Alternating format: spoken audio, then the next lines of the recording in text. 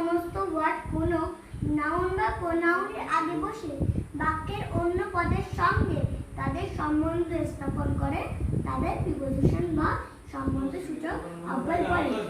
তোমাদের আরো ভালোভাবে বোঝাচ্ছি। Example, the plate is on the table. The table, এই দ্য টেবিল একটি নাউন। এই নাউনের আগে বসেছে অন, সেই জন্য এই অনটা হলো প্রিপোজিশন। আরো উদাহরণ দিয়ে তোমাদের প্রিপোজিশনটা ভালো করে বোঝাবো, যেমন বাই, ইন, ফ্রম, ইটিসি। আমি কটা ছবির মাধ্যমে তোমাদের বোঝাচ্ছি। দেখো, এখানে বলটা কোথায় আছে? উপরে। উপরে বক্সে লেগে আছে, সেজন্য এটা হবে অন।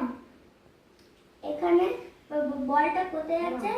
বক্সের নিচে, সেই জন্য এখানে হবে আন্ডার। এখানে বলটা কোথায় আছে? পাশে, সেই জন্য এটা হবে বিসাইড। এখানে বলটা কোথায় আছে?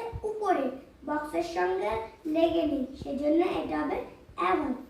এটা দেখো, এটা বলটা আছে বক্সের ভিতরে, সেই জন্য এটা হবে ইন, ভিতরে।